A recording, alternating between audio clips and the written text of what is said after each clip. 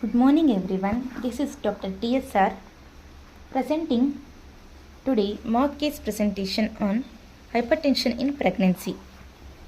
So, case presentation. This is Mrs. G, 27-year-old, wife of Mr. P, residing at Puducherry. She is educated up to 12th standard and works in a textile company.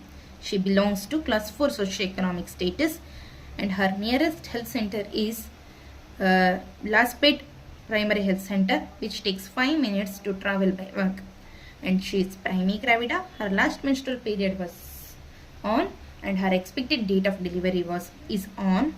See, her last menstrual period was on and her expected date of delivery is on, and her period of gestation corresponds to 37 weeks of gestation age with regular menstrual cycle, and she is booked and immunized. Presenting complaints. She presented to the OPD 2 days back with the complaints of swelling of feet for the past 2 weeks, then raised blood pressure for the past 1 week and hence admitted. History of presenting complaints.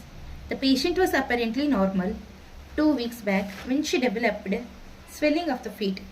The swelling is present throughout the day and is not subsiding with the rest, and she also noticed there is tightness of her toe rings. There is no history of swelling in any other sites. There is no history of headache, vomiting, blurring of vision and reduced urine output. There is no history of breathlessness, easy fatigability, palpitation. There is no history of chest pain, syncope. Following admission, she says that her blood pressure is being monitored 4 times per day and blood and urine investigations and ultrasounds have been done. History of present pregnancy. First trimester, it was a spontaneous conception 10 months after her marriage. Her pregnancy was confirmed at 45 days of amenorrhea by urine pregnancy test and dating scan was done during the same antenatal visit. There is no history of hyperemesis gravidarum, no history of bleeding per vaginum, no history of fever with rash, no history of exposure to radiations. She was prescribed folic acid tablets, no history of other drug intake. Blood and urine investigations were done and told to be normal. Second trimester, she had 2 antenatal visits. In the second trimester, she perceived quickening at around 20 weeks and she received 2 doses of tetanus toxoid immunization at 5th and 6th month of pregnancy. She was prescribed iron and calcium supplementation and has been taking the medications regularly. There is no history of bleeding per vaginum. There is no history of preeclampsia such as high BP recordings, excessive weight gain, swelling of the feet, decreased urine output, headache, blurring of vision, epigastric pain. Ultrasound was done in the 5th month of pregnancy and was told to be normal. Blood sugars were checked and said to be normal. Third trimester, she had 2 antenatal visits in the third trimester. She presented with swelling of the feet in the last visit, which was 2 days back, when she was found to have raised blood pressure, hence admitted. There is no history of decreased urine output, no history of imminent symptoms such as headache, vomiting, blurring of vision, epigastric pain. She has been taking iron and calcium supplementations regularly. She is perceiving normal fetal movements. There is no history of bleeding PV, leaking PV and pain abdomen. Her menstrual history. She had regular menstrual cycles prior to the conception, 4 by 28 days cycles with moderate blood flow. Her last menstrual period was on. Marital history. She is married for the past 1.5 years and it is a non-consanguineous marriage. Obstetric history. She is primigravida. Past history. There is no history of diabetic mellitus, hypertension, cardiac disease, seizure disorder, no history of any surgery or blood transfusion, no history of jaundice, tuberculosis or other chronic medical illness. Personal history. The patient doesn't have any addiction such as smoking, alcohol, tobacco chewing. Her sleep and appetite normal. No history of drug allergy.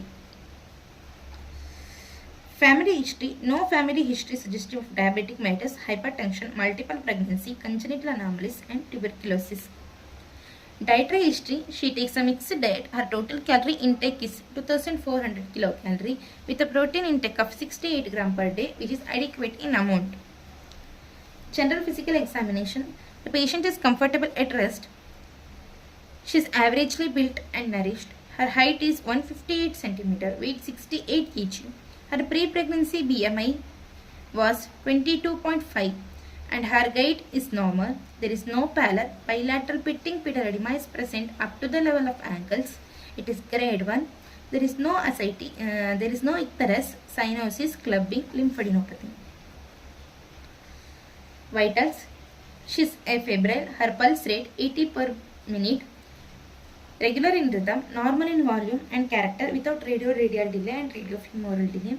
Her BP is 150 by 90 mmHg measured in the right upper limb in sitting position. Respiratory rate 20 seconds per minute. Breast and thyroid examinations are done and normal. Systemic examination, cardiovascular and respiratory system, no abnormality detected within normal limit. Spine examination is normal.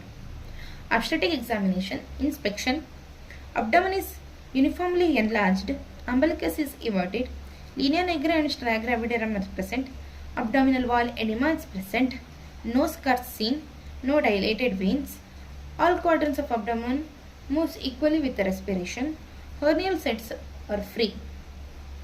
Palpation, no warmth, no tenderness. Fundal height corresponds to 36 weeks of gestation age. Symphysia fundal height is 35 cm. On performing the obstetric grips, the fundal grip, broad, soft, irregular mass is felt suggestive of breech, and lateral grip, uniformly curved smooth resistance felt on the right side suggestive of fetal spine or back, and irregular knobby-like structures felt on the left side suggestive of fetal limbs or extremities. First pelvic grip, smooth, hard, globular, palatable mass is felt suggestive of fetal head. Second pelvic grip confirms the findings of first pelvic grip, that is hands are converging suggestive that fetal head is not engaged. Liquor appears average, uterus is relaxed during the palpation. Auscultation, fetal heart rate is 140 beats per minute, regular heard in the right spino-umbilical line with good tone. Case summary, my patient Mrs. J, 27-year-old, primigravida at 37 weeks of gestational age. She is booked and immunized, presents with the complaints of swelling of feet for the past 2 weeks. She was found to have elevated blood pressure and admitted for the same from the past 1 week. There is no history of imminent symptoms. On examination, there is no pallor. Bilateral pitting pedal edema of grade 1 type is present and her blood pressure is 150 by 90 mmHg. Her obstetric examination reveals fundal height corresponding to 36 weeks of gestation age with a singleton live fetus in longitudinal lie, cephalic presentation with fetal heart rate 140 beats per minute, regular with good tone with good adequate amount of liquor, uterus relaxed and not in labor. Diagnosis, 27-year-old primigravida at 37 weeks of gestation age with pregnancy-induced hypertension with a singleton live fetus in cephalic presentation, not in labor, admitted for blood pressure charting and further evaluation and management. This is about case history and case examination of hypertension in pregnancy. Remember, the word gestational hypertension can be used only after the postpartum after 12 weeks. Thank you.